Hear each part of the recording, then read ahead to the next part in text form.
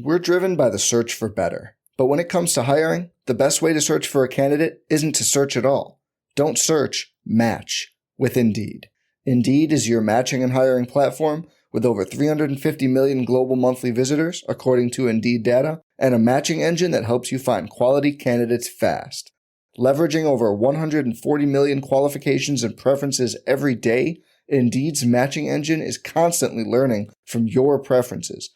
Join more than 3.5 million businesses worldwide that use Indeed to hire great talent fast. And listeners of this show will get a $75 sponsored job credit to get your jobs more visibility at Indeed.com/Blue Wire. Just go to Indeed.com/Blue Wire right now and support our show by saying you heard about Indeed on this podcast. Indeed.com/Blue Wire. Terms and conditions apply. Need to hire? You need Indeed.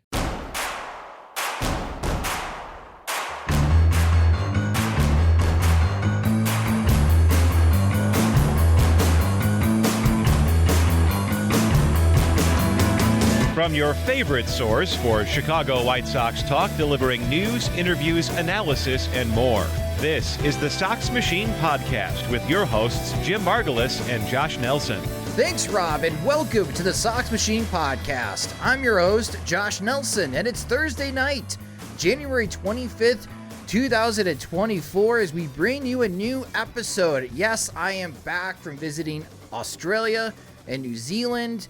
I enjoy all the comments that people left on the podcast episodes that were published while I was away. Great interviews with Night Train Vec, George Offman, and AJ Mithen, covering assortment of topics, nothing time sensitive regarding the Chicago White Sox. But since I was away for a couple weeks, I missed a lot since being away, and to help me catch up in this episode of everything that I have missed out is the managing editor of SoxMachine.com.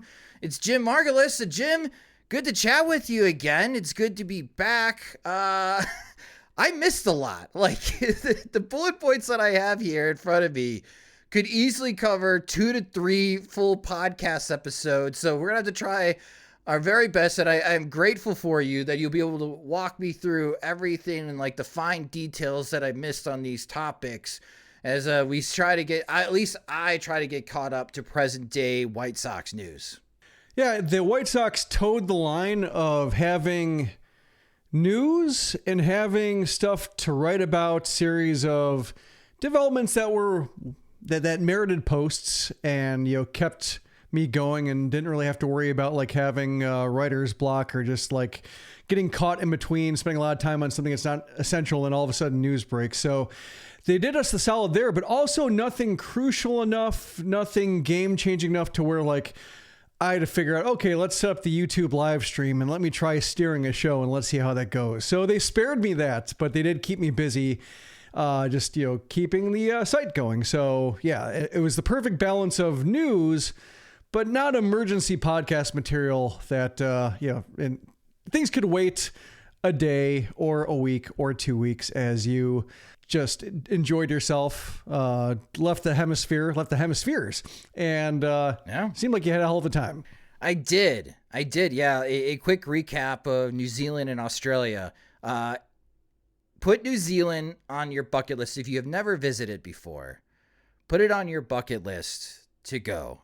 It's really hard for me to describe just how beautiful New Zealand is. Auckland reminds me a lot of San Diego, that you have what they call the Brito Mart, like downtown Auckland, high-end stores, but mixed in with some great restaurants and great bars. And they have built up their marina area, and just sitting there and having some cocktails, having a very nice dinner at the marina reminded me a lot of the places that I've ate in San Diego. And got a chance to meet up with a couple White Sox fans on the trip. Got a wonderful day tour with Shane Harmon. And again, Shane, if you're listening to this, thank you so much. That was an awesome day as he picked us up at Port and drove us around Wellington And that's a great little city. And I should say little. It's like 300,000 people live in Wellington, but a lot of Wellington reminds me, as Shane put it, as like San Francisco. So if you enjoy going to San Francisco, you'll love going to Wellington. Just awesome. Like Leeds Street was great. Cuba Street, he took us to a great brewery. We had an awesome lunch. New Zealand was fantastic. The seas, though, if you go to New Zealand and Australia, I did the cruise option. Sailing from New Zealand to Australia is a bit brutal. Like the seas are very, very rocky. So I would recommend flying over if you get seasick easily like I do. But we spent a couple days in Sydney. That was cool. Stayed in the Rocks District for most of the time. Got to see the Opera House and saw the bridge up close. I'm not brave enough to do the bridge climb. For those that have done it, I'm sure you guys had some cool views. I'm a coward when it comes to height, so no thank you. Sydney was cool, and then I had dinner with AJ Mitten in Melbourne. We had some Australian barbecue, which was really good, and Melbourne in a lot of ways reminds me of Chicago, and just the way that people move and how everything is really fast-paced. In the city, so it was a good transition back to home life. And I got a chance. Kim and I stopped. We made a pit stop at the Australian Open, and saw Coco Gauff win her quarterfinals match, which was pretty cool. So it was an excellent trip, awesome trip. I think with that trip, Jim, if I decide to retire, like if I'm in the 50s and 60s, and let's say there's a job opening in Australia or New Zealand to help out their baseball federation decades from now, I may take that up. Like I could see that be my retirement destination of where I move is to New Zealand, probably more New Zealand than Australia, because I really do love New Zealand. You could just go down there, help out Dave Nelson, say, where do I start? And then by that time, maybe Liam Hendricks is that guy. He could be. Yeah. Goes back home and is the godfather of Australian baseball. That was the one person I met on this trip. They were from Perth. And when I mentioned that I'm a White Sox fan, they immediately brought up Liam Hendricks. So Liam, of course, from Perth. So that was pretty cool too. So if it's not on your bucket list, put New Zealand definitely on your bucket list. It is a very long flight. And Australia is pretty cool too, but I need to spend more time in Australia to further appreciate Sydney, Melbourne, and the other parts of the country as well. Yeah, all you missed here, or at least on my end, was an snowstorm, which in Nashville means nobody moves because they don't have plows for the side streets. Then followed by freezing rain that froze over the streets, turned the street into an ice sheet. And so in my neighborhood, we did not go anywhere because we were just watching cars slide down the hill. 7 cars got stuck. I think we only got salted because there was an intersection or an accident at the intersection at the end of our street. Fire truck came, fire truck got stuck. Just locked in because the street was too narrow from cars that were already in ditches. So that's when the salt truck came, but then had to go down the street backwards because all the stuck cars prevented anything from going in the way the salt truck was going. So once I saw the fire truck start nearly taking out a utility pole, that's I thought, all right, we're in business here because you can't have a stuck fire engine on the street and take that out of commission for the neighborhood. So that's what it took in order to get to leave my house. So you had a better week or so than I did, but otherwise it was fine. Yeah, that's what my neighbor said, is that I missed winter because it looks like it could be in the 40s, maybe even 50 degrees next week in Chicago. So I missed the cold freeze so far in winter in Chicago, which bless up for me. And I feel bad for everybody else that's listening to this episode that had to suffer. So I'm sorry that you had to go through that. All right, so that's the personal stuff. So let's get me caught up here on what I missed when it comes to the White Sox stuff. And the biggest news story, and for the 670 The Score producers that kept texting me while I was on vacation to see if I could join the show to talk about this big news item. And unfortunately, I could never get the times right or travel conflicts, which thank you, Jim, so much for stepping up and joining one of those segments for me, as I completely lost track of time and the flight plans were not going to make me available. So thank you for doing that. But it's this 78 development project in the South Loop of Chicago and the White Sox looking at that as a possible destination to build a new stadium. This is one of the topics that I've done a lot of reading on. But Jim, what is like the big thing for you when you are hearing about this proposal that the White Sox and the city of Chicago, especially City Hall with Mayor Brandon Johnson, that this could be a serious destination for a new White Sox stadium? Here's a case where, like, maybe the one thing about writing about the White Sox where I run the risk of being out of town stupid. I think everything else about the White Sox, like, I have a pretty firm grasp on after doing this every day since February 2006, coming up on 18 years of doing this. But like when it comes to land and developers and history of developers and development and the appetite for public funding or various kinds of public funding and where funds might come from and who wants what done, that's where I don't like. This came up very suddenly and like very maturely for how suddenly it was. Like by the time we heard about it, they had renderings. It wasn't like, here's the White Sox. This would be a good spot to plop down a ballpark. Nothing's happening here. Every other attempt they've had to develop here has fallen through. What if we put something here? By the time it showed up, it was like, White Sox are talking about this. It sounds serious. They've actually done studies, or they've done enough land study to actually have like a feasible rendering, and getting people excited about it. And so at that point, I wonder, like, what's the catch for everybody? Like, at my most cynical, I'm wondering if like White Sox feel like it's in their advantage to present this to have everybody so tantalized about what a White Sox ballpark could be if only they got $400 million of public funds or whatever they want to get. And no dollar figure has been announced, but I'm just, some kind of sizable, too large amount that could cause some haggling and back and forth and, the same kind of angst that they had the last time they went around and around about this in the 1980s.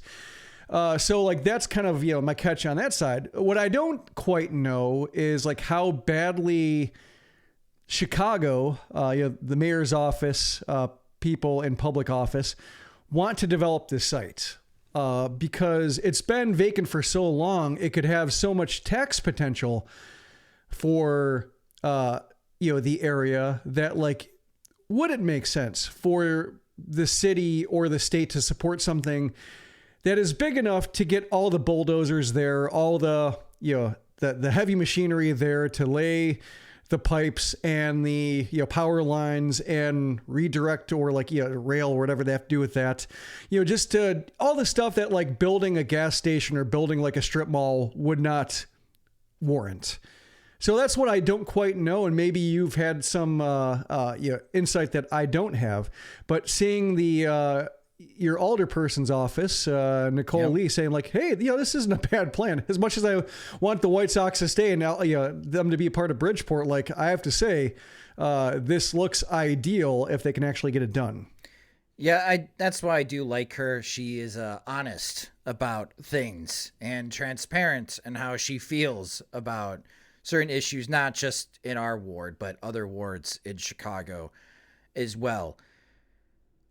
A warning for those that do not like politics and sports mixing. We're not giving our views, but we need to talk about a little bit of Chicago politics here with this particular idea. And I think that's what's kind of missing out in this analysis, because a lot of the analysis has been, how can the White Sox possibly talk about a new stadium when you look at the current roster of the team? Like, and the Zips projections came out, and we'll do an episode with Dan Zaborski, our best friend of the show, to talk about those wonderful Zips projections that, man, if those are the 50th percentile projections, the current win-loss over under in Vegas right now for the White Sox from some sports books, Jim, is 63.5 wins. And the fact that the White Sox consistently underperform their Zips projections, at least the 50th percentile. I mean, that on paper from Zips that you could read on Fangraphs.com, and Jim also wrote about it on SoxMachine.com, that looks like a 55-win team. Like, last year was the worst White Sox win-loss record of our lifetime, and I don't know how this team wins 60 games right now. with what the projections currently spit out from Zips. That's how dismal it looks, at least to me.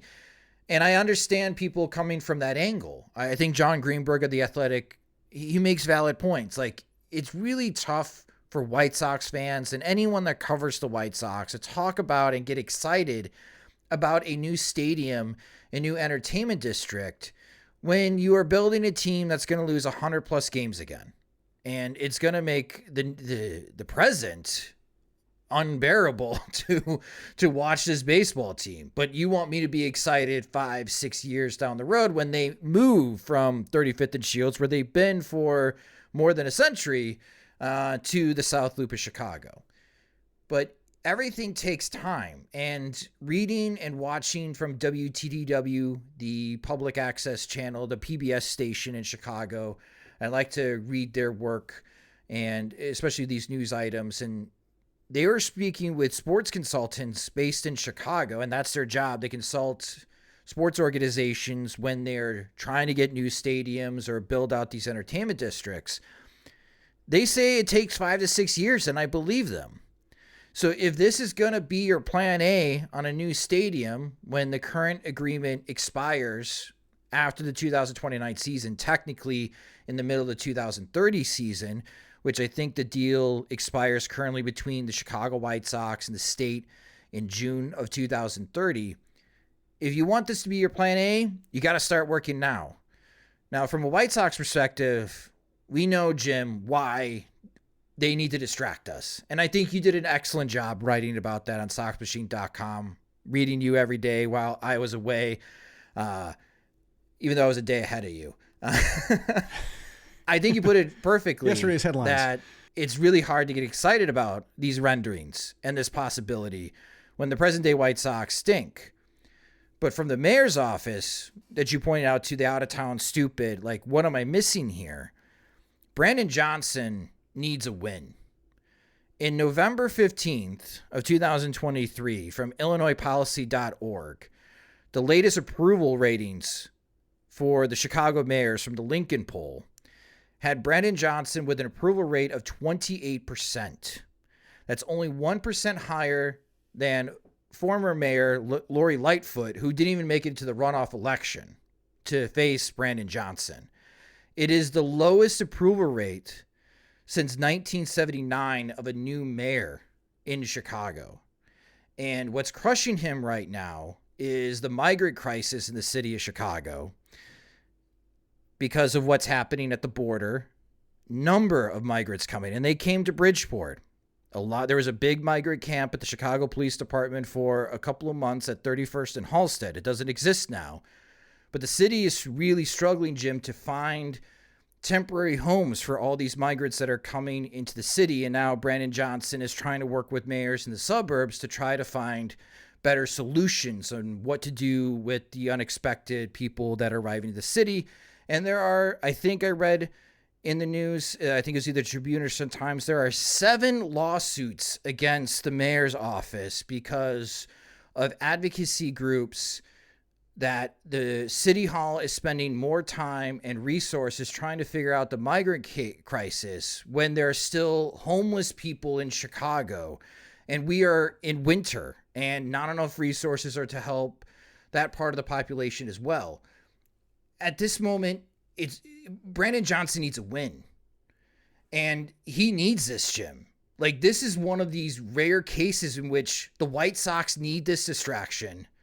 Chicago City Hall needs this distraction. Both parties involved need this distraction. And if they can get current governor J.B. Pritzker to approve some state funding to provide, well, first they got to clean the land because they're worried about contaminants, which I'm sure they're going to find something. The land needs sewage and the land needs electricity. If the state can pay for that type of development so that you could actually develop the land into something, then I think this could really move forward very quickly, in which, yeah, this could be a reality for the White Sox. But for all parties involved, like, I understand everyone pushing back, like, the White Sox need this distraction. City Hall, the mayor's office of Chicago, Jim, really needs this distraction as well. So I wouldn't be surprised in the months coming ahead, maybe even more, another news dump, a major news dump this summer, coming with more renderings, more official things, maybe a path, a resolution that the aldermen of Chicago can vote and approve on. We may see this build more momentum as 2024 marches on, because I just don't know how anyone is going to win in the city of Chicago with the migrant crisis and these lawsuits. It's a tough gig right now. I would not want to be the mayor of Chicago. I don't know how anybody ever wants this job, but I wouldn't want to be the mayor of any city. I think that's maybe the part of the narrative that's missing right now for you not living here. But then again, you have the best narrative living in Nashville to squash the White Sox possibly relocated to Nashville, because we don't have that insight like you do. Yeah, I don't know when it comes to, I guess, when it comes to Nashville, like, yeah, that's weird that came up with the White Sox at all. But yeah, I just don't know who'd want to be the mayor of any city. Like, that seems like one of the least rewarding jobs in politics, because so much gets laid at your feet. And, trying to learn Nashville, because this is my first time voting in a mayoral election in Nashville, and realize, like, I'm probably going to screw up this vote 3 or 4 times until I figure out, like, who actually matters in city government, to know, like, what experience matters. Because I'm reading the best I can in terms of positions. They all kind of overlap. I'm thinking, like, it takes a while to understand, like, what actually gets stuff done, or who can get stuff done. What are expectations for things that can get done for just one person in a city government? So yeah, having been knee deep in municipal politics here, like, yeah, just my takeaway is, like, it takes a glutton for punishment, I think, to run for mayor in the first place, just because once you get the gig, like, it's not all ribbon cuttings. Yeah, that's true. That's true. And I wasn't around when the Dailies ran the city. I arrived in Chicago in later 2011. So I think that's Rahm Emanuel. And then, Rahm Emanuel left the mayoral office in Chicago in 2016 with a 27% approval rating. So it just feels like Chicago. Yeah, nobody likes anybody there. That's what I mean. Like, it just, right. Everybody gets chewed up and spit out, and, and you can, like, they bring it upon themselves, but yeah, it also takes, I think, a certain personality to, like, invite, to have, I think it takes a certain ego to feel like I'm the one who can fix this, and then it all comes tumbling down. Yeah. And that's what another thing to add into this, the politics conversation, because it's going to be a lot of politics, no matter what the White Sox want to do with the new stadium, which obviously impacts us fans. But for those that live in Chicago and Illinois, will impact us personally with our taxes and our property taxes. By the time a project like this gets done, you may have a new chairperson for the Chicago White Sox. You may have a different person in the mayor's office, and we may have a different governor in the state of Illinois. Like, by the time you cut the ribbon, let's say if this does come to fruition, today it's a lot of Jerry Reinsdorf, Brandon Johnson, and J.B. Pritzker and the aldermen. When it's done, you could have 4-6 different people cutting the ribbon on a project that they weren't really involved with at the beginning and pushed it through, that they're just there to show up at the end and be part of the celebration. Like, this is why it's so weird with, like, everyone involved and the nitty gritty and the fine details right now of what is happening with all these parties at the moment. Like, that's just what humors me, is like, yeah, 2030, it could be probably all different people at the ribbon cutting. Yeah, I also don't know, like, what this does for the White Sox franchise valuation. Just good would it make them way more appealing, even if the next owner has to foot some of the bill? Would the next owner want to foot some of the bill in order to get some of the property around there and shape it to their specifications? So, like, that's what I don't know, and that's why, like, I can't quite tell, like, the White Sox appetite to drive this and do what's necessary versus trying to milk as much money possible out of the state, just because it could benefit them to have that kind of gorgeous skyline view behind it, and the ballpark everybody wanted with Armour Square or Armour Park. And turns out that they got the ballpark that faces the wrong way instead. And it's just the ballpark nobody thinks of. And it's like, bottom three in baseball, after Tropicana Field and the Coliseum. It's like, oftentimes guaranteed grade field is 28th. And this would obviously change that. It reminded me a lot of Target Field and just the idea of kind of how it looked, kind of how it fit in the city, the idea of going straight from the airport to the ballpark. Like, that's what that brought to mind. And Target Field's nice, I think, by and large, for the most part. Like, a beautiful park. Upper deck felt a little bit like removed or not part of it, but I mean, that's a criticism with guaranteed rate field too. So it is exciting, but also like baffling to the point where like, I don't know how to process this. So that's kind of my honest reaction right now, is like still trying to figure out who benefits from everything the most. Yeah. And I think that's a really good point. And again, I'm expecting more this summer. Like, until there is resolutions and something moving forward at City Hall, that the aldermen and alderwomen are going to have an opportunity to vote on something, then it's hard to take this serious. Like, this is just an idea. And I think it is a good idea. It is a good location. But how realistic is this possibility? I think we're still a few months away from that. But something needs to be moving forward for the White Sox in a new home if they do not like the current stadium. If they want a new stadium in Chicago or anywhere, they got to start moving. And again, Jerry Reinsdorf turns 88 pretty soon here in early February. It can't all be on him. I hope he's got a team, even though it sounds like he knows everything and he wants to do everything himself. But yeah, a part of the Chicago White Sox organization needs to figure out what the new home is going to be, because if they do want to build a new stadium, it's a 5 to 6 year process, and that time to start planning is now. So yeah, we do have to talk about this on top of what's going on the field. But at times I feel like this is going to be more interesting than the on the field product, Jim. And again, that goes back to what we were talking about at the beginning. This is a distraction. Is it a worthwhile distraction? We'll see. Right now, it's hard to tell. But with that said, that's obviously the biggest bullet point. We'll get to the other bullet points of what I missed, including the White Sox finding Jason Benetti's replacement on the TV side after a quick word from our sponsors. We at Sox Machine have a special event planned on Wednesday night, March 27th at the newly reopened Remova Theater. Along with our friends from the 108, we'll be hosting a live Sox Machine podcast to kick off the 2024 regular season and celebrate opening day. There'll be special guests, giveaways, and plenty of #1080 as you'll get to mingle with other White Sox fans. This is a seated event where you have to be 18 years or older to attend. Tickets are just $22, which you can purchase at removachicago.com. That's all one word, removachicago.com. And Jim and I, we can't wait to see everyone at our opening day eve show at the Remova Theater.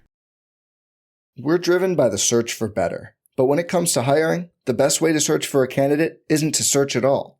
Don't search, match with Indeed.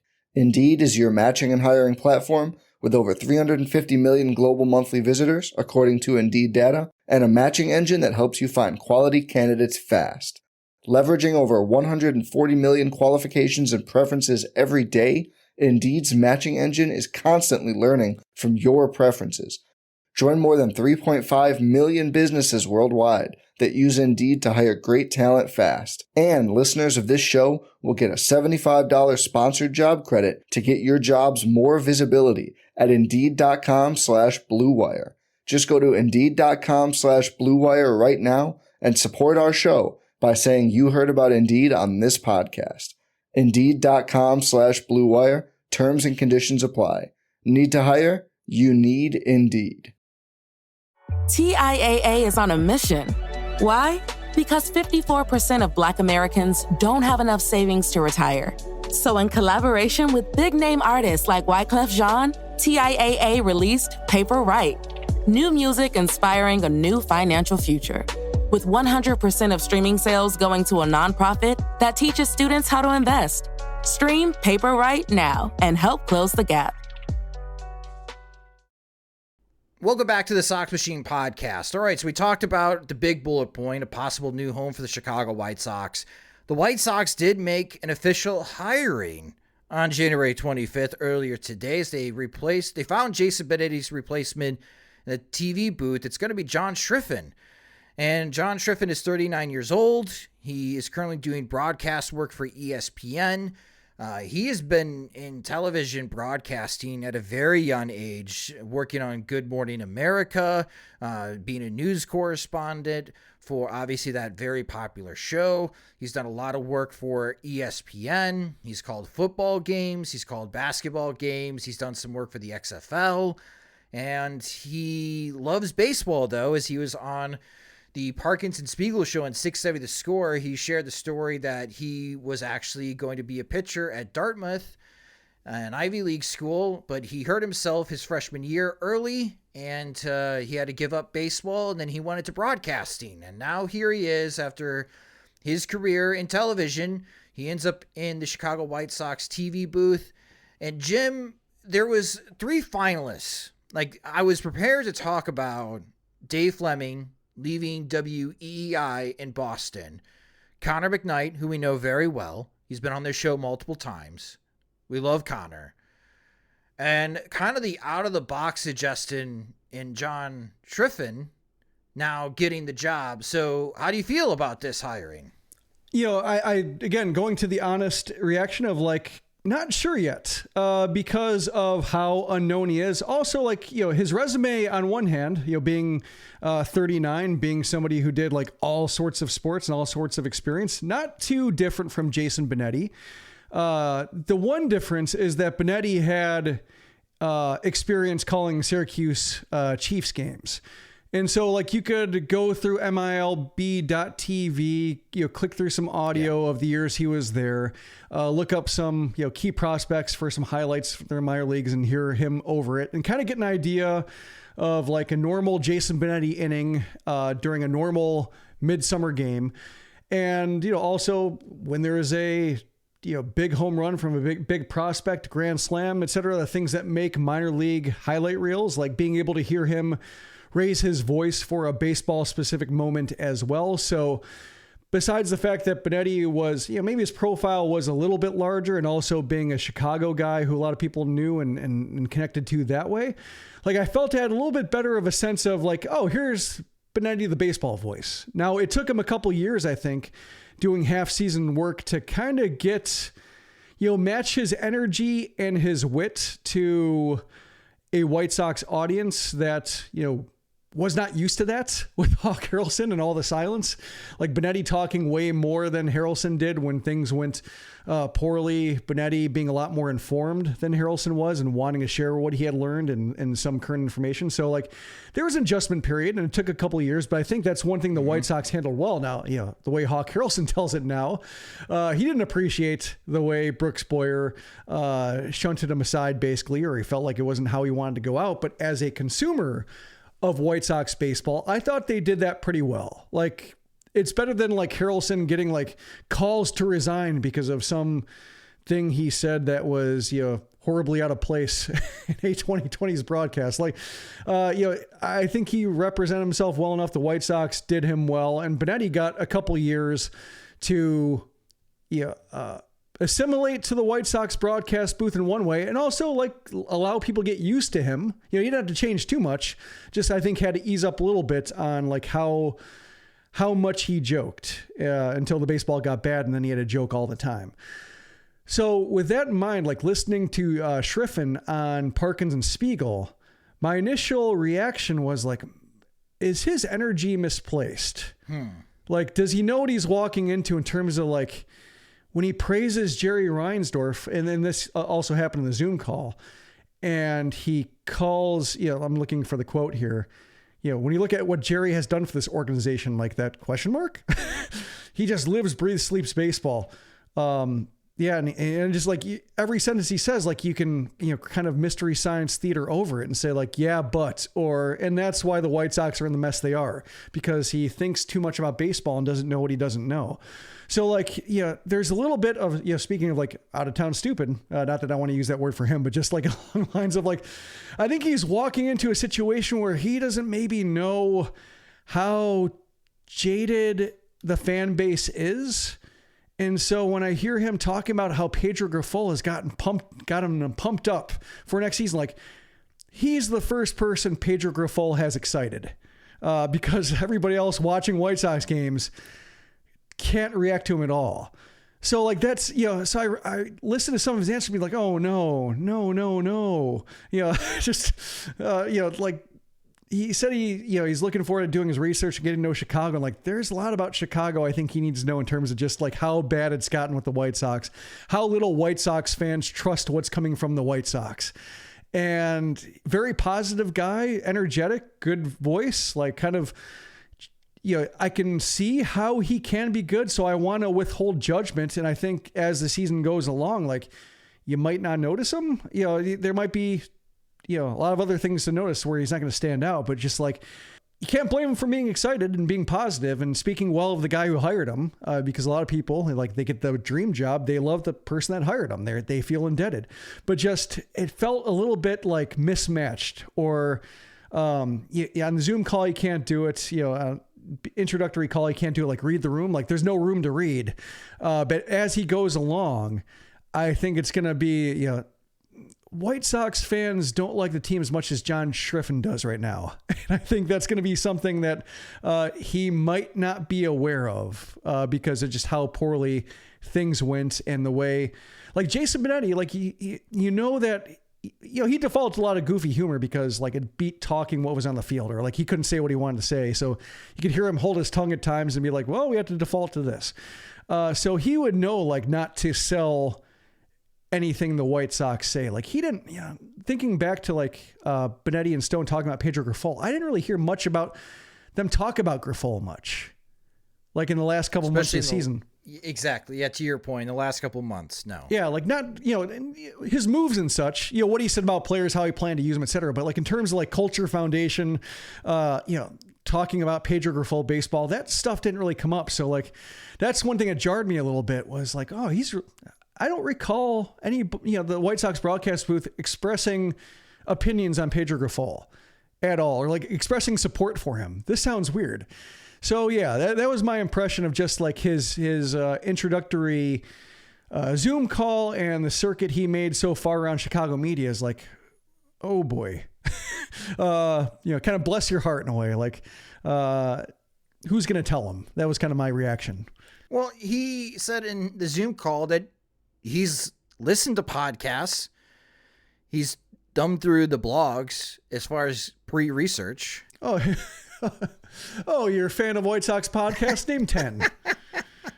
Let's gatekeep on John Schriffen. That's kind of funny. So maybe he's listened to us, Jim. No, I mean, like you kind of remind me of Chris Getz, like having to back up Jerry Reinsdorf and saying like, we're going to turn this thing around. We're as embarrassed as anybody about the season. Then like a month later, Getz is like, I'm going to need to do a deep dive. And then 2 months later, still doing that deep dive. And then like, I don't like this team. Like, so the further he got from the initial comments, the more he could speak his mind in terms of what he actually saw. And I imagine Schriffen might have a little bit of that going on, where when he's that close to the decision and the conversations and Reinsdorf, like, I gotta speak well and everything's positive, everything's great. And then like, once, he's leaves the rearview mirror, kind of like a cop in the median, like after it disappears from sight, like, okay, I can go back to being a 10 over the speed limit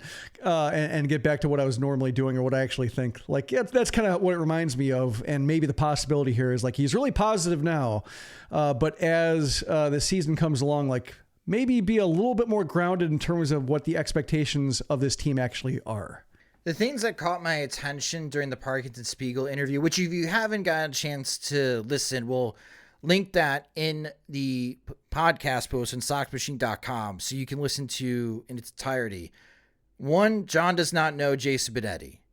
So Danny Parkins asked, have you talked to Jason Benetti at all? John does not know Jason Benetti. Yeah. And John brought up that he's not a comedian, that he doesn't have a humor bone in his body. Those were, and that he is dedicated to the White Sox. So that's the third thing. And he mentioned that in the Sun-Times article as well, that he is dedicated to the White Sox, and this is going to be his primary job, that he has some broadcasts left in ESPN. Yeah. Following up with why Jason Benetti, Brooks Boyer, Jerry Reinsdorf were butting heads is that Jerry did not appreciate Jason Benetti's humor and his attempts to provide comic relief from what we were watching on the television broadcast. Brooks Boyer did not like that Jason had other obligations outside of the Chicago White Sox. Those were two big things that they were butting heads on. And they hire the guy who admits that he's not funny and that he's making this his primary job. This seems to be a complete opposite of Jason Benetti. Mm-hmm. Dave Fleming, really risky decision.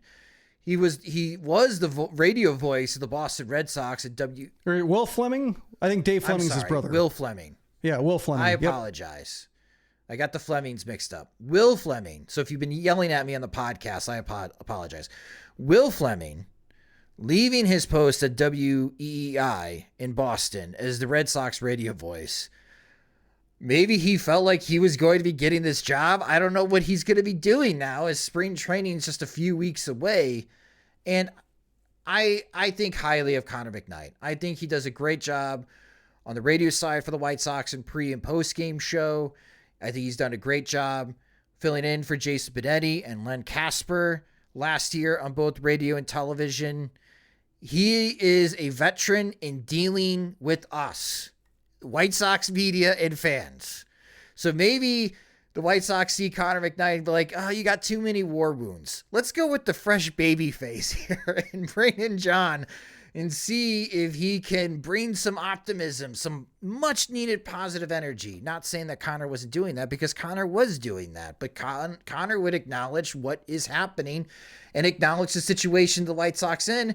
And maybe, and actually still to this day, the White Sox are not wanting to acknowledge the situation that they have currently put themselves into.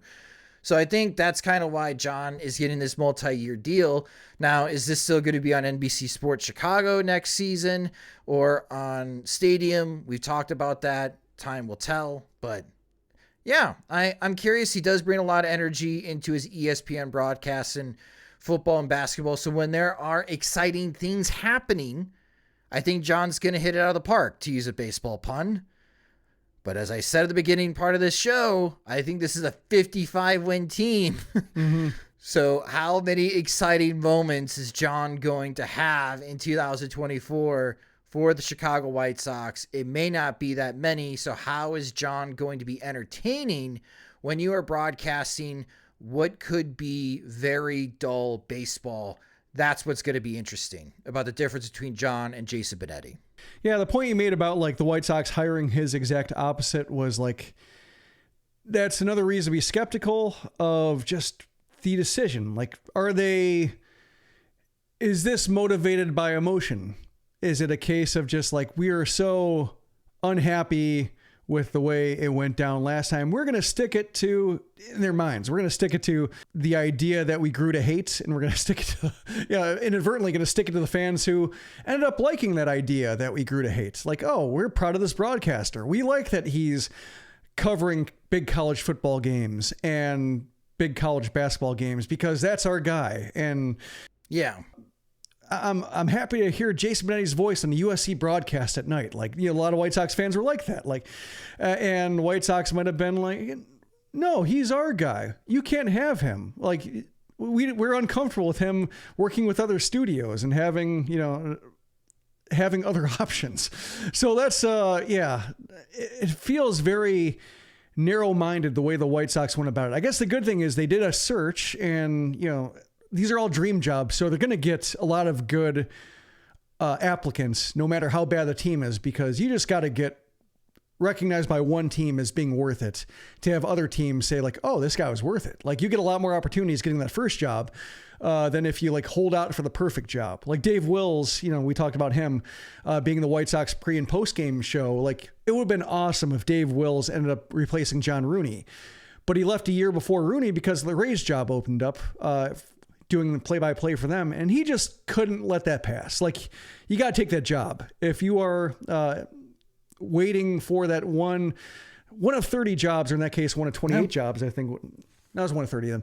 But like just, wanting the opportunity, like you got to take it. So in this case, like, yeah, he's got to take it. You can't blame anybody for wanting this job and, speaking very positively about the organization that hired you to give you that job. But I'm just waiting to see like whether he matches that energy, whether this is just giddiness, which is understandable. And as he settles into the chair, he'll sound like Mike Monaco did last year, which is like, fine. Just a little bit not misplaced, but just like you could tell he was new and not didn't have like the cadence that Benetti had with Stone, but like fine.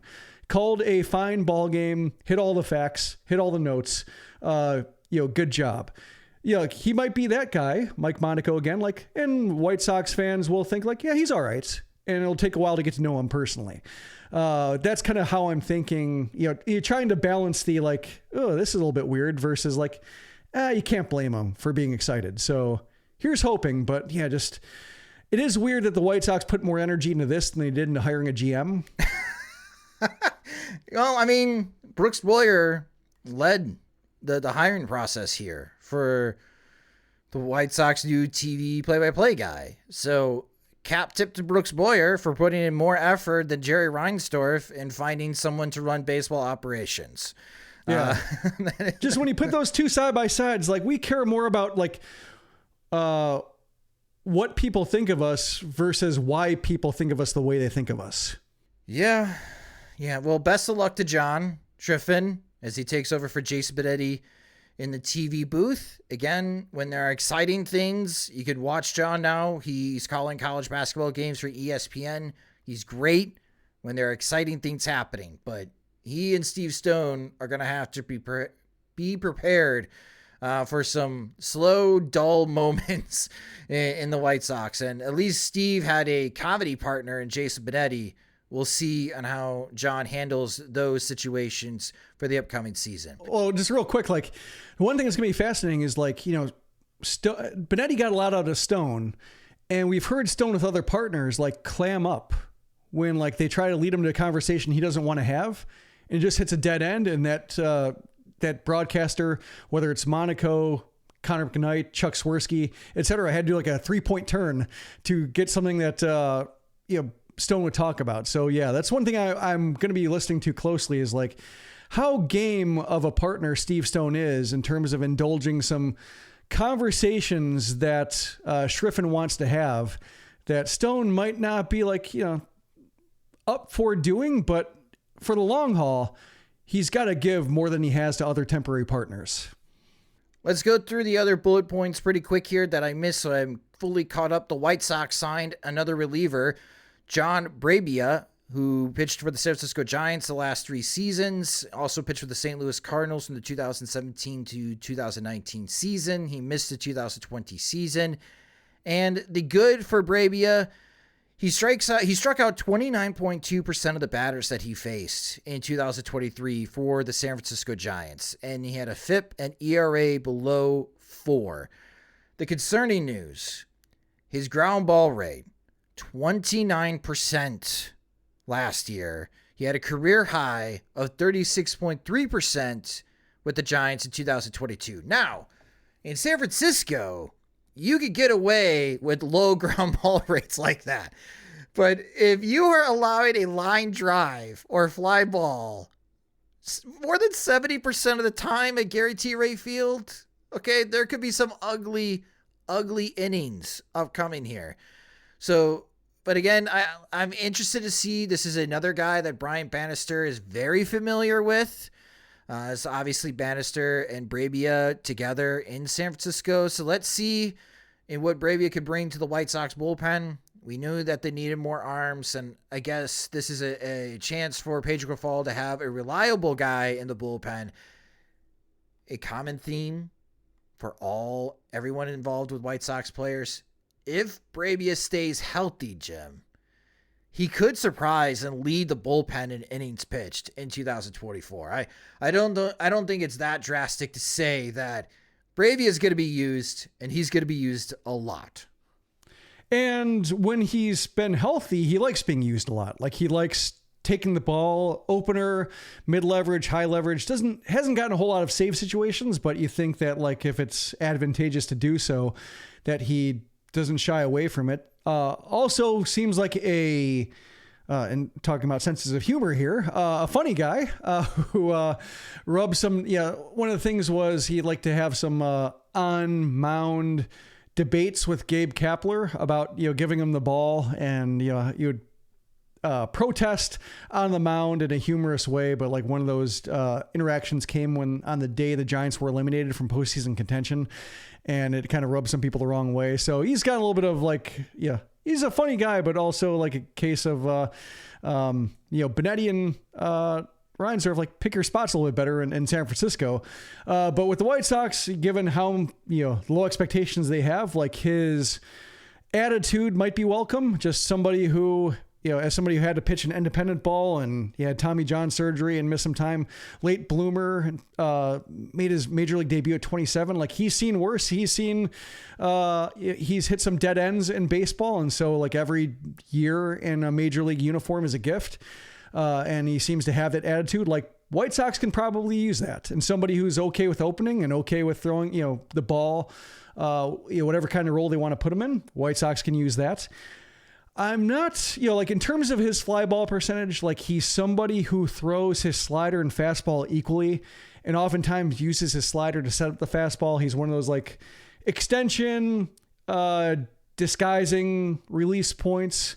Ball kind of jumps on hitters to make a velocity seem a tick higher. So a lot of those fastballs in the air are mishits. Like, when he's going well, the barrel rate is pretty low. So, he gets a lot of mileage out of, like, ordinary fly balls. So there is a path to success, even though the ballpark is different, to where, like, he can be a good reliever. Just a matter of, like, if he's healthy, had a lat strain last year that cost him some time.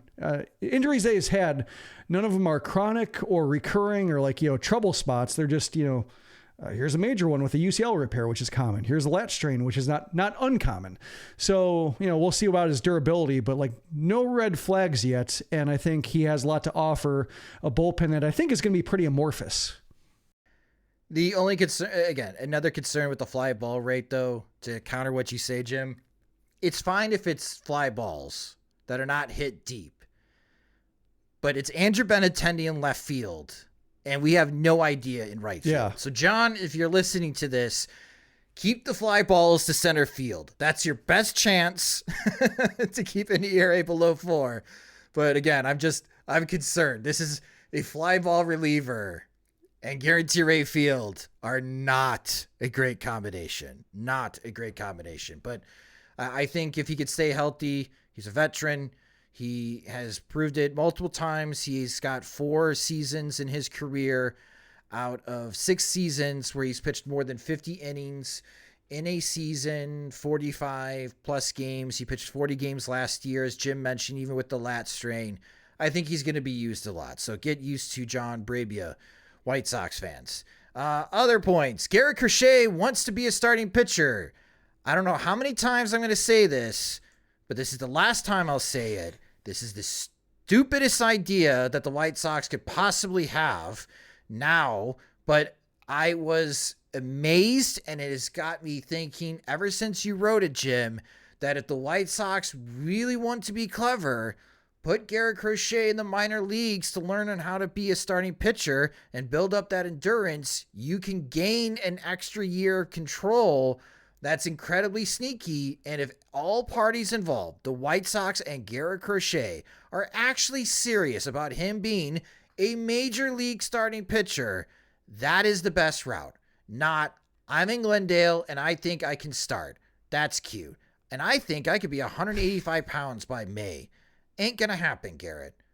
Ain't gonna happen. We need to stop this, okay? Somebody needs to talk sense into Garrett Crochet. And while I'm on this mini rant here, This is another example of just how poor the White Sox are in communicating. But on the player side and baseball operations side, how has nobody sat down with Garrett Crochet and just talk him through and why this is the best route for you as a professional baseball player? They continue to leave things up in the air and go with this philosophy of let's let the players decide. But you hear from the most successful organizations in which the players share stories often, like the Dodgers and the Astros and the Rays, of teams sit you down in a room. They tell you the things that you are best at. Let's just focus and put you in the positions that you're best at. Let's not have you think or work on something that you're not going to be good at. And man, Garrett Crochet, he may have the stuff. We could debate that. He probably doesn't have a starting pitching arsenal today for the major leagues, but he doesn't have the endurance. His arm, again, coming off Tommy John surgery recently, is not built up to take the ball every 5 days and give you 20 starts in the major leagues. It's just not. So I don't understand why we're still talking about this in 2024. Again, it is the stupidest thing involving the White Sox player side right now. And it takes the cake for me ahead of the White Sox still not knowing what's going on in right field. We've heard with the White Sox and draft picks and who was responsible for picking who at what time and what the original plan was before somebody stepped in the room and said, no, we need this person, or we need to have somebody as close to the majors as possible and whatnot. So being removed now a few years from that 2020 draft, like, I am curious who's left, who had what idea for that pick, who was fans of Garrett Crochet as a reliever, who was fans of Garrett Crochet as a starter. And that's, I think, would go a long way in explaining like what ambitions are really real versus what ambitions are just like, didn't really want him in the roster in the first place. So now we're just, now that our original plans for like adding somebody who could be a high leverage lefty reliever to a team that is on the upswing, since all that has collapsed, both with the team failing and with Crochet not being healthy enough to establish himself as like a rock solid 8th or 9th inning lefty, you kind of go back to the drawing board a little bit. And maybe if you have some people in the White Sox organization still there saying like, we thought he could start if he only made this change. Like maybe there's that. Maybe there's also a case of didn't want to rush him. Be nice to get a year of service time back. This is the way to do it. Like that's also a case. Like maybe Crochet is still around. Thing I don't really understand, like, or I think it's, maybe a little bit admirable in Crochet's case is like his path to riches is staying in the bullpen. Like his closest, getting to free agency the fastest, getting that half season that gets him that like life-changing extension the fastest, having that 1 year as the guy throwing high 90s with a pretty good slider from the left side, like that can get you $30 million in a free agent contract from, various teams. So like, I admire him saying like, I really want to start. I believe this is my role. And tabling that a little bit or delaying it and saying like, no, I really believe in my heart of hearts that this is my calling in baseball is to start. Like, can admire that conviction and say like, well, let's see, just kind of like, I'm with you in that I don't see it, but I'm curious what's driving him that hard to bypass all the advantages from staying in the bullpen now that you've been accumulating service time while hurt and you're already reached arbitration while throwing very few major league innings. Like you're ahead of the game when it comes to pay scale. And the money's there. The money's so close if you stay on this course. So like, that's what I'm fascinated by, just the personal drive that Crochet has to say like, no, I can start, I can reset my free agency clock, or at least, set it back a year and maybe expose myself further. Like, he could get hurt again trying to start. Like, you never quite know.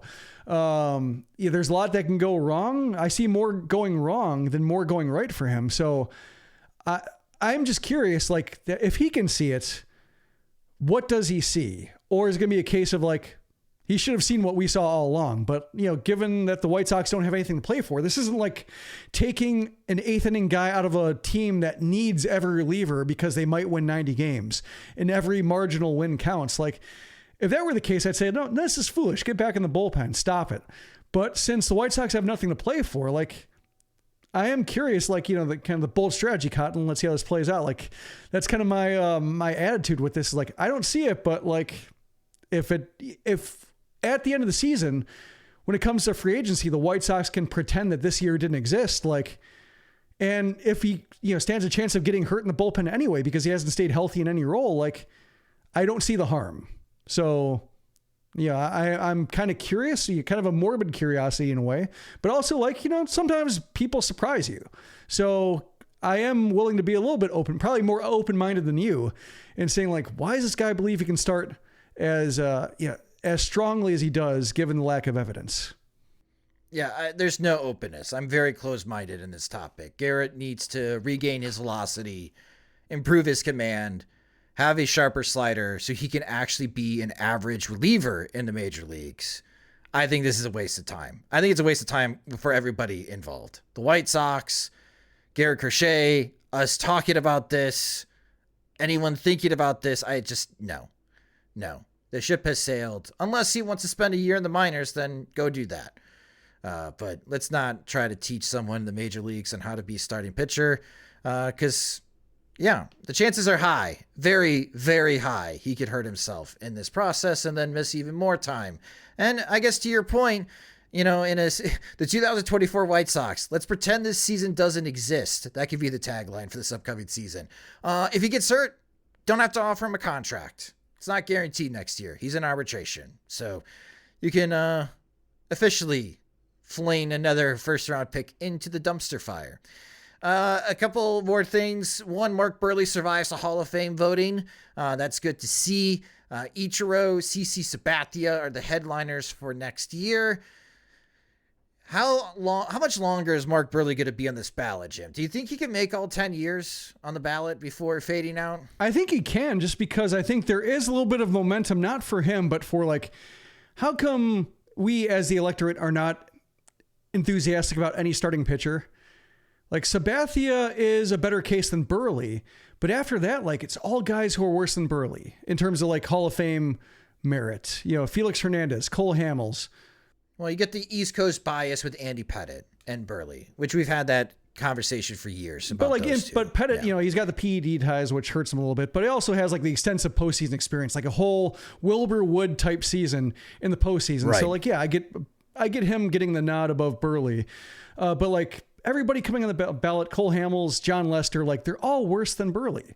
They all have worse cases. So, like, if he's not Hall of Fame worthy, but he's the best of what that position has to offer, I think it's a fascinating debate in terms of, like, do we just keep holding that line at 200 plus wins, or, like, because, like, Johan Santana was one and done on the ballot, despite having, like, a very good peak case for a Hall of Fame pitcher. So, like, you don't like the peak cases, you don't like the career cases, and Buehrle is, like, one of the ultimate career cases, just how steady he was.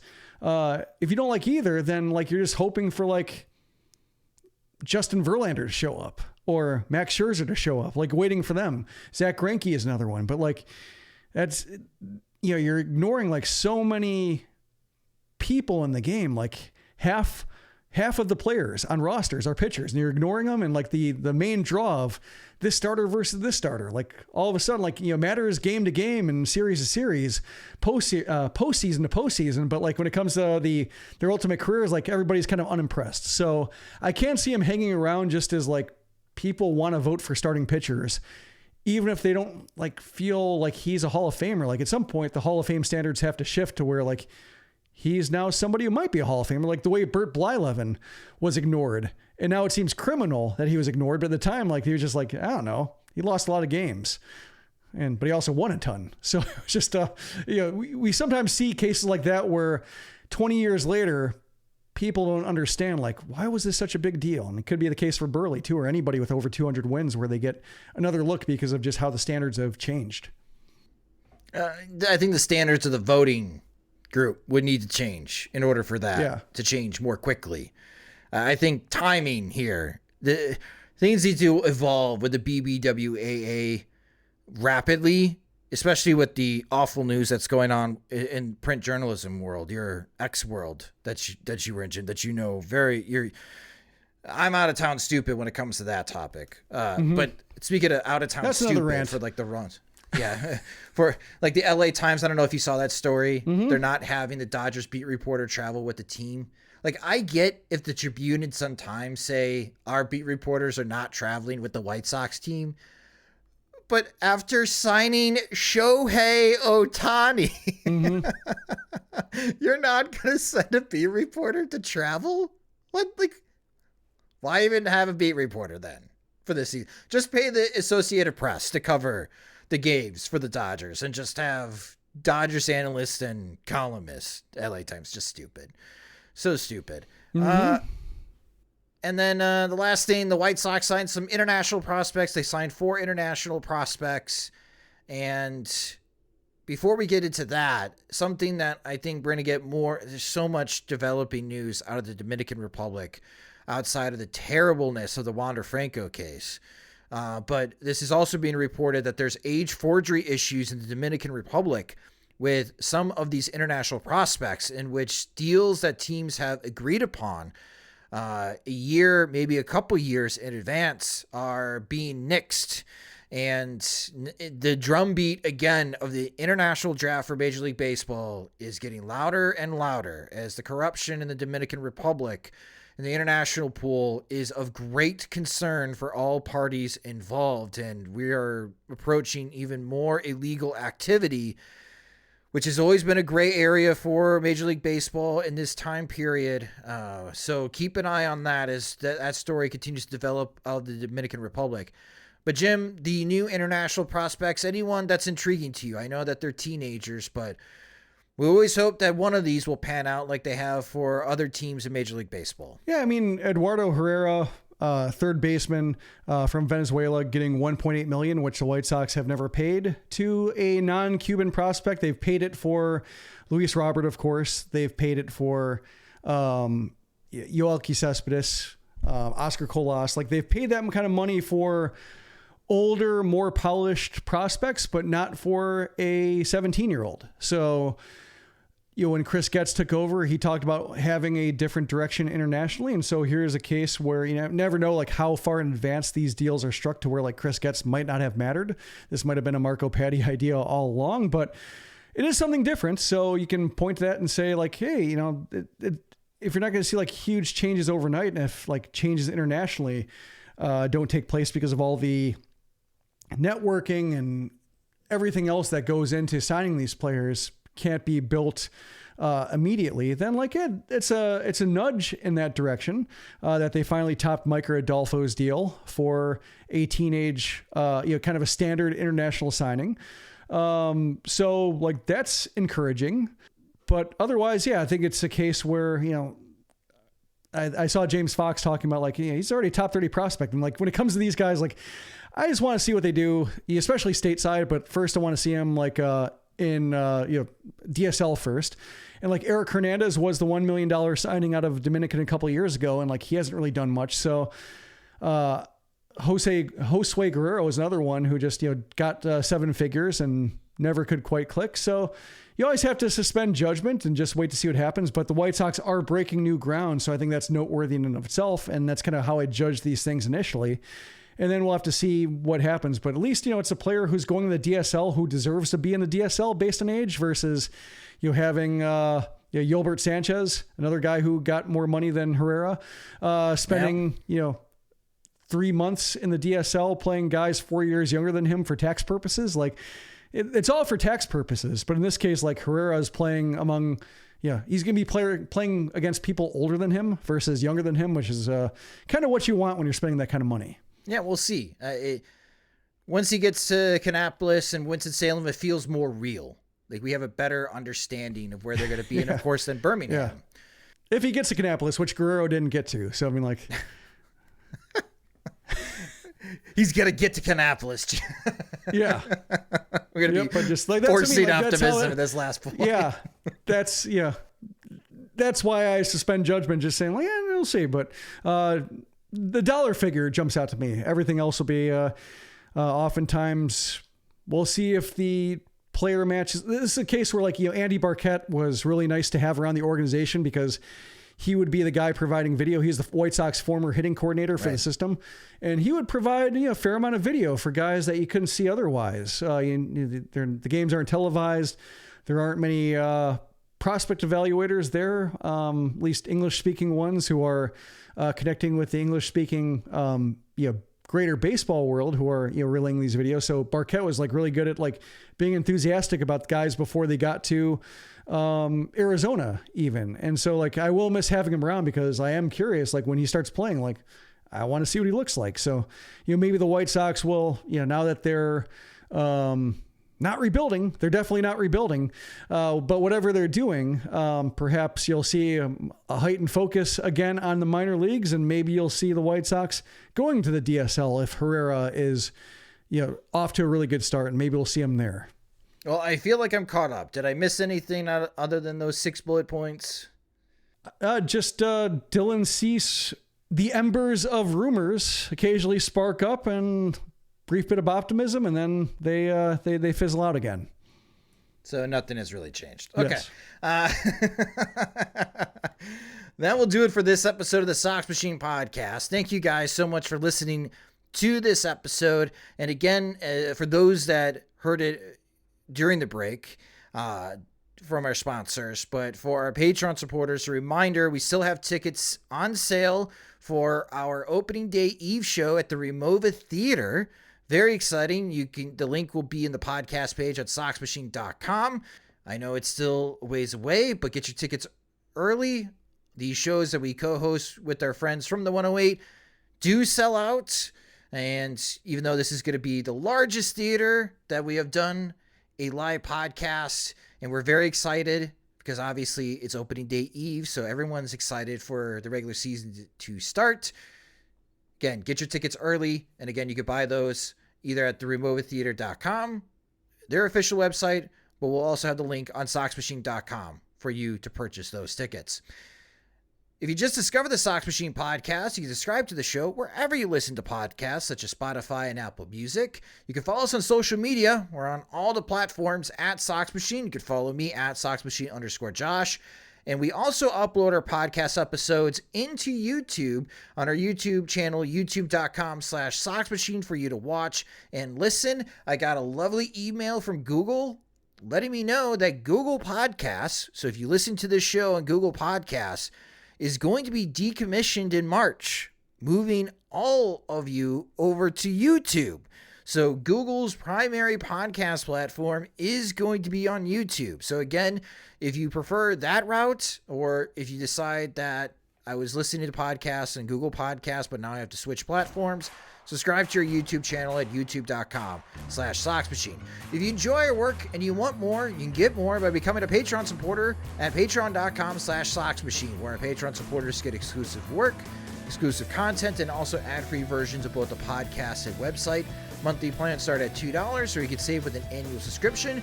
We still have some slots open in our Veterans Committee. They serve as our de facto board of directors, so if you want to be involved in some of the decision making at Sox Machine and learn more behind the scenes of what powers us and gets us through and provide some advice and maybe some expertise that you could possibly have in helping us run better at soxmachine.com, you can apply on patreon.com/SoxMachine. The Sox Machine podcast is a production of soxmachine.com, your home for all things Chicago White Sox baseball. Alongside Jim Margulis, I'm Josh Nelson. Thanks for listening and watching.